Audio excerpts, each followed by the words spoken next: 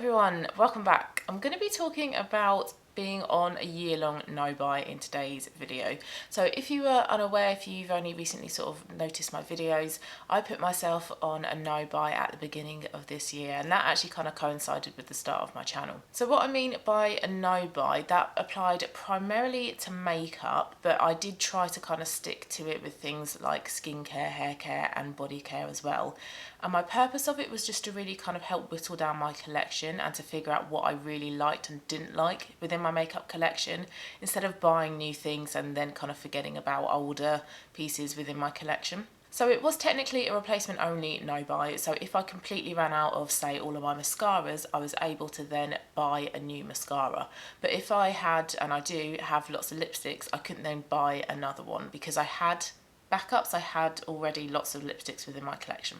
So I'm just going to share some of my thoughts about being on a no-buy. Would I do it again? Would I not? What have I learned? What are my tips if anybody wants to do a no-buy? So I hope you find this video interesting.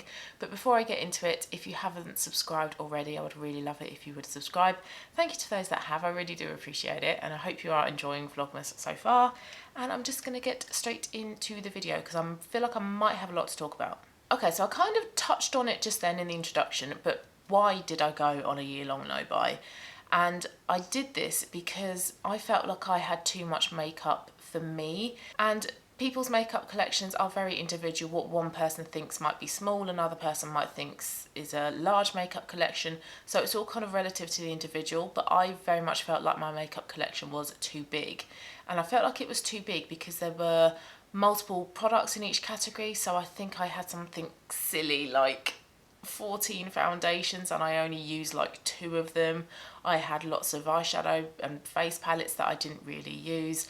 I just felt like I had too much makeup that I wasn't using. I tend to kind of stuck to a few select products. So I wanted to put myself on a year-long no-buy to stop myself buying any makeup, stop myself bringing new makeup into my collection, because if something's new, it's shiny, it's exciting, and you only really want to kind of play with that, and everything else in your collection gets forgotten about. And I didn't want to do that. So I really wanted to focus on what I had in my collection already.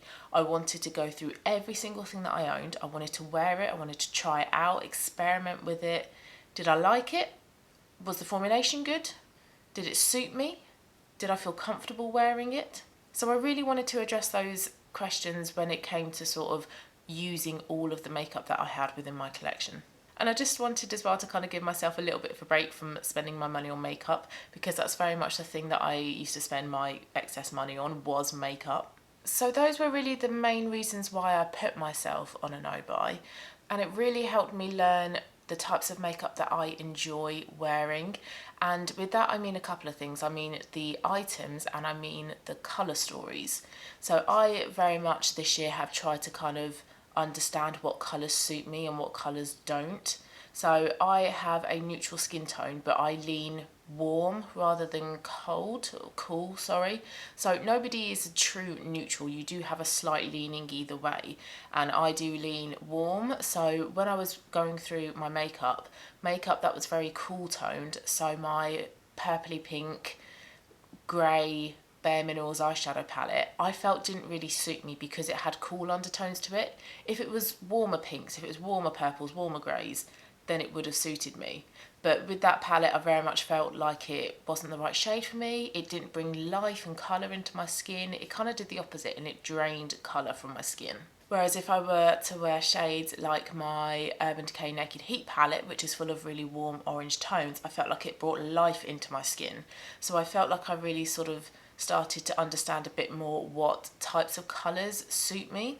And I started to remove any sort of like cool tone makeup from my collection because it doesn't suit me, and I'm not going to wear it in the future. I am going to opt for the warmer colours. So I felt like towards the end of this year I've really started to understand a bit more what colours and what shades suit me, and I feel like my makeup collection contains those colours now.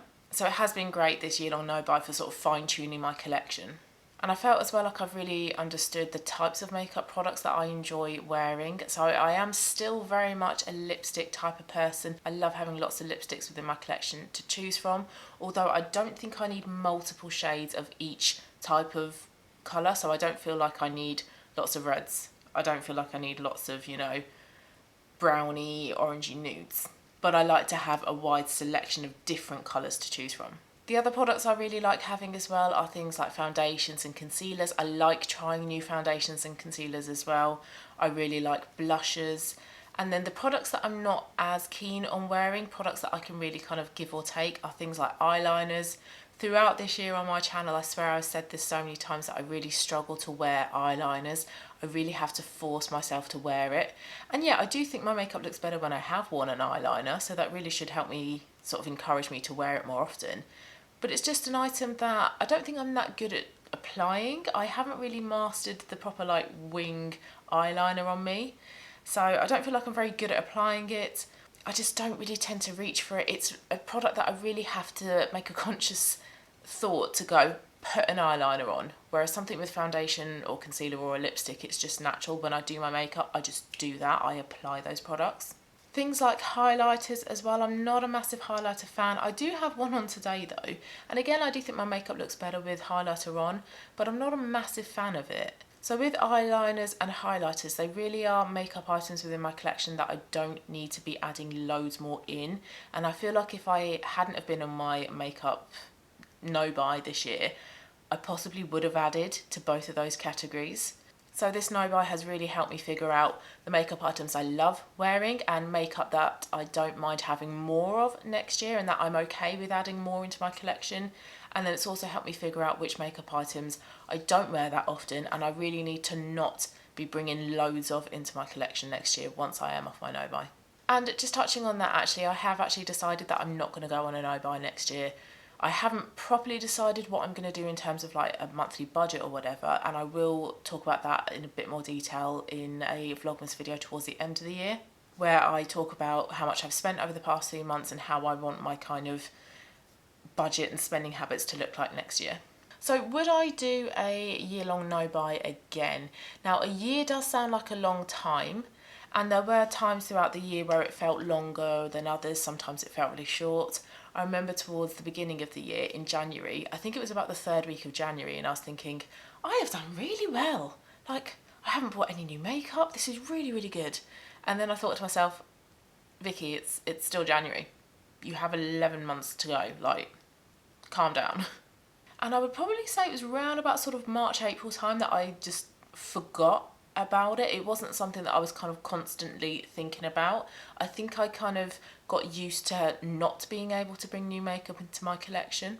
And then it just kind of became the norm. And it's only sort of the past month, because I knew I was coming off my no-buy soon, I was starting to think, okay, I'm going to come off my no-buy. What sort of makeup am I thinking actually I could do with some of this in my collection, or I want this in my collection? But for the rest of the year, it honestly has been fine. And I feel like this year has flown by as well. So if you are thinking of putting yourself on a year-long no-buy and you're worried about whether you're actually going to do it, maybe start off with something like a week. If you do buy makeup very regularly, go for a month. If you think you can as well, go for 3 months. So maybe don't start with the year if you feel like you can't manage it. Start off in smaller amounts of time. But I really wanted to test myself and just go for a year without buying any new makeup and sort of seeing how I came out of it at the end. I would put myself on a no-buy again. I'm not sure whether it would be another year, but if I find that my makeup collection grows to the point where I think, okay, I need to stop this, or if I want to get my sort of spending under control, if I find that I'm possibly spending a little bit too much money, I definitely would put myself on, say, a month's no-buy or a 3 months. So I really think it is a play it by ear type of thing. But I would do it again, but not sure if I would do a year again. So I just want to finish with a couple of tips. So if you're thinking of going on a year-long no-buy, or even if it's not for a year, even if it's just for, like, say, a week or a month or a few months, I just want to give a few tips that have helped me this past year. So the first one is to write a makeup inventory. So I have a notepad, it's not this exact one, but I have a notepad where I write down all the different makeup categories that are in my collection and every single product underneath that as well. So it really helps me to see every single thing that I own, and I can know exactly how many lipsticks I have, how many blushes, how many highlighters. And that helps me see as well, right, what categories are ones that I need to kind of reduce the numbers, which ones are looking okay. It just gives me a really nice overview of my collection. If you don't like writing stuff down, if the words don't really kind of have an impact to you. Maybe take pictures as well and keep them on your phone. So take a picture of all of your blushes. You can see the types of colours that you like to go for as well, the formulations, the finishes, the brands perhaps as well. So maybe a visual like that gives you a better look as to how your makeup collection looks. I would also recommend as well doing little sort of makeup challenges throughout the year as well. So I've also been on a rolling project pan. So I have 10 items in my project pan that I focus on more than any other makeup within my collection, and I try and use them up until completion. So that has also been really good in sort of whittling down my makeup collection as well, and it's helped me spend a lot of time on each makeup item and determine if it's a product that I really like. Would I buy it again? And it also gives me an insight as to how long it takes to use up an eyeshadow or to use up a concealer or a blusher. And actually, it takes a lot longer than you might think. So I've been panning an eyeshadow for the entire year and it's still not finished. I've been panning a concealer for the entire year and that's still not finished. So that's really made me think, well, hang on, do I want to, in the future, be buying loads of concealers if it's going to take me a year to use up one? You can also do things like shop my stash as well. I do that every sort of 3 weeks, and it's a similar thing in a way to Project Pan, where you focus on a few select makeup items, but then you only have like 3 weeks or 2 weeks or a month to use those products again as much as you can, and then you put them back in your collection, and then you have another look in your collection and you choose some others as well. So I find that really useful in terms of focusing on makeup that suits, you know, what's happening. So at the moment it's very much Christmassy makeup for me, so it's red lipsticks, it's gold eyes, but then in February I tend to go for more sort of pink based makeup. In the summer it's more sort of like pastel colours or vibrant colours as well, and that just helps you rotate through your makeup collection and just make sure nothing is being left out, everything is getting used. Another thing that I would do would be to write a wish list, and write regular wish lists as well, so maybe sort of every month, every couple of months, every few months, and go back to those wish lists as well. So if there was an eyeshadow palette that you wanted last month, do you now still want it? And quite often it is a case of a product gets really hyped, it gets a lot of publicity, especially here on YouTube, and then once it's died down, people quite often don't tend to talk about it again. So quite often there is a lot of hype around products, and actually once you have taken a step back and really sort of thought about whether you want it and whether it is worth adding into your collection, that really helps you think, well, do I or do I not need to spend my money on that? Is that a product I'm going to use? And there are items on my wish list that have been on my wish list for the entire year. They are items that I know for definite I want to purchase once I come off my no-buy, instead of, had I not been on my no-buy, if I did want it, if it was on my wish list, quite possibly I would have bought it then and there.